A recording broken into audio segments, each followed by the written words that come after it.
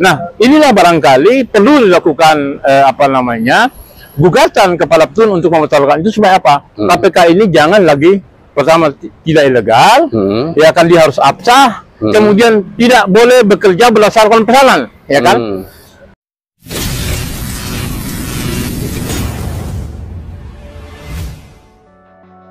Presiden RI ke-7 Joko Widodo atau Jokowi mungkin bisa dianggap sebagai presiden yang paling banyak menimbulkan masalah bagi Indonesia. Bayangkan saja, ketika masih menjabat sebagai presiden, dia membuat berbagai elemen masyarakat turun ke jalan akibat kebijakan-kebijakannya yang merugikan rakyat tapi menguntungkan pengusaha, oligarki bahkan asing, seperti ketika pemerintahannya dan DPR menerbitkan Undang-Undang Cipta Kerja, Undang-Undang Kesehatan dan merevisi Undang-Undang KPK. Setelah tidak berkuasa, kebijakannya pun tetap saja menimbulkan masalah bagi rakyat. Contohnya adalah kebijakannya memberikan status PSN untuk proyek PIK 2 milik Agung Sedayu Group.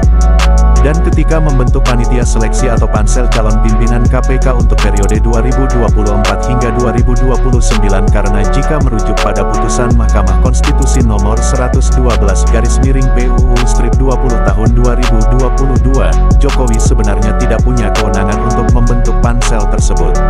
Sebab, halaman 118 alinea pertama putusan MK tersebut mengatur bahwa Presiden hanya boleh membentuk pansel calon pimpinan KPK sebanyak 1 kali, dan Jokowi telah membentuk pansel seperti itu untuk pemilihan pimpinan KPK periode 2019 hingga 2024, sehingga seharusnya pansel calon pimpinan KPK periode 2024 hingga 2029 dibentuk Presiden Prabowo.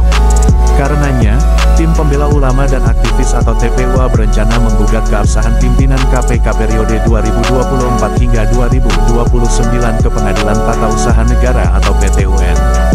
Yang digugat adalah keputusan Presiden nomor 161/P tahun 2024 yang menjadi dasar pelantikan pimpinan KPK tersebut oleh Presiden Prabowo pada tanggal 15 Desember tahun 2024.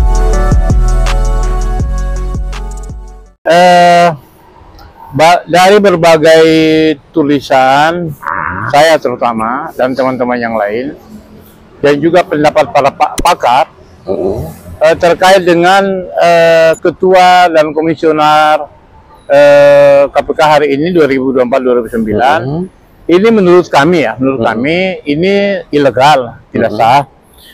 Dan akibat daripada itu penetapan tersangka terutama misalnya yang terjadi terhadap Saudara Hasto Kristianto, Sekjen PDIP, itu menurut kami tidak sah. Ya kan? Nah, itu merujuk pada misalnya putusan Mahkamah Konstitusi nomor 112 garis miring PUU garis datar angka Romawi 2022 halaman 118 alinea pertama yang menyebutkan bahwa seleksi atau rekrutmen untuk pengisian jabatan pimpinan KPK periode 2024-2029 dilakukan oleh Presiden dan DPR periode 2024-2029. Nah, dari sini kita melihat bahwa pansel yang sekarang ini yang diketuai oleh Setio siapa yang mantan Kapolda Sulawesi Utara itu menurut kami tidak salah ilegal. Karena apa? Karena itu pansel itu dibentuk oleh Presiden Joko Widodo dan DPR yang lalu, ya kan 2019-2024, ya kan.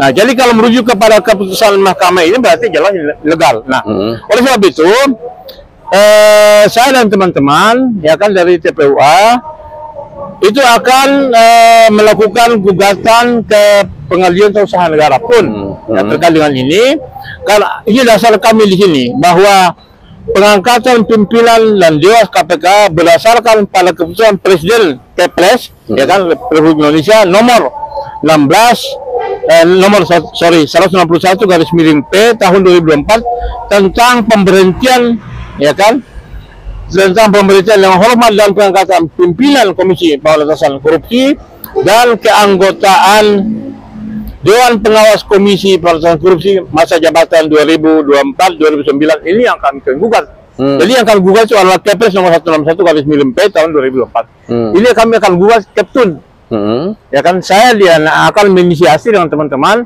Kalau apa? Kalau ini tidak berarti KPK yang sekarang ini kan bekerja secara ilegal. Ya kan, berdasarkan pada apa namanya?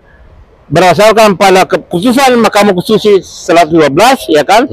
Nah, oleh sebab itu maka Kepres 161 ini harus kita minta supaya dibatalkan. Ya, jadi Kepres Prabowo ini, ya kan, Prabowo, karena ini menyangkut masalah hukum, ya kan, masalah hukum. Nah, jadi dengan demikian sekaligus tujuan kami adalah supaya ke depan nanti Presiden Prabowo itu bekerja berdasarkan hukum, ya kan, bukan berdasarkan kepada hukum-hukum yang ilegal, hukum-hukum yang inkonstitusional, hukum-hukum yang ternyata apa namanya berdasarkan pada putusan yang salah misalnya seperti itu. Nah, jadi oleh sebab itu maka mungkin minggu depan, ya kan, kami akan mengajukan gugatan ke Petun, ya kan. Saya termasuk dan salahnya akan menjadi penggugat, ya kan, Petun untuk mempersoalkan tentang Kepres 161 dari Presiden Prabowo ini. Bang, seandainya nih pimpinan KPK yang dianggap ilegal ini terus bekerja, dampaknya terhadap penegakan hukum di Indonesia maupun kinerja KPK sendiri seperti apa, Bang? Saya melihat begitu KPK yang baru ini, itu dibentukkan dia ngejar kayak seperti ngejar target ya, target seseorang dengan mentersangka 4 hari itu langsung tersangkakan Hasto Kristianto, ya kan, dimana bahkan pemberitaan itu akan menarget juga Yasona Lauli, pimpinan elit PDIP dan ketua umum PDIP Megawati Soekarno Putri. Nah, ini kan publik kan selama ini tahu bahwa Jokowi kan belum lama, bulan Desember kemarin kan diberhentikan, dipecat, ya, dari PDIP, dipecat, anaknya Gibran dan juga Bobi dipecat. Nah, jadi kalau kemudian hari ini KPK itu ngejar-ngejar, men-TSK-kan Hasto, kemudian juga menarget Yasona, dan ini adalah menurut saya ini penyalahgunaan, ya kan, penyalahgunaan, blunder, ya kan. Karena apa? Dia dengan demikian publik akan menganggap bahwa KPK telah menjadikan dirinya sebagai alat politik. Oke, alat politik Jokowi untuk menumpas lawan-lawan politiknya, ya itu jelas sekali kan. Oke. Kalau Pilpres 2024 kemarin itu kan Jokowi punya apa namanya jago sendiri, ya, dengan koalisi yang dibuat Prabowo dengan Gibran, lalu kemudian PDIP juga apa namanya Ganjar, ya kan, Ganjar Pranowo dan Mahfud MD, ya kan. Nah, lalu kemudian itu kan berarti bahwa Jokowi sebagai petugas partai itu kan dia tidak tunduk pada keputusan partai. Dia berjalan sendiri, ya kan, sampai kemudian KPU dan MK memenangkan Prabowo Subianto. Nah, lalu kemudian keputusan partai PDIP memecat Jokowi dan anak-anaknya dan mantunya. Nah, lalu kemudian hari ini KPK menarget dengan kasus Harun Masiku ini. Pak publik melihat bahwa KPK dimanfaatkan, apalagi pembentukan KPK itu dianggap cacat hukum, ya kan, ilegal, ya kan, tidak sah, itu loh, ya kan. Seperti yang saya katakan tadi kan, menurut keputusan Mahkamah Konstitusi MK 112, dan dengan demikian merujuk pada itu maka Kepres 161, ya kan, yang Prabowo itu akan apa namanya dianggap ilegal juga. Nah, inilah barangkali perlu dilakukan apa namanya gugatan kepada Petun untuk membatalkan itu supaya apa? KPK ini jangan lagi, pertama tidak ilegal, ya kan, dia harus absah, kemudian tidak boleh bekerja berdasarkan pesanan, ya kan, kepentingan partai politik dan sebagainya. Jadi murni hukum. Kalau tidak, ini siapa yang pesan, siapa yang order, itu loh. Lawan politiknya akan dihabiskan. Nah, dalam kasus ini, jadi ini jelas-jelas apalagi ketua KPK sekarang ini kan perwira Polri aktif.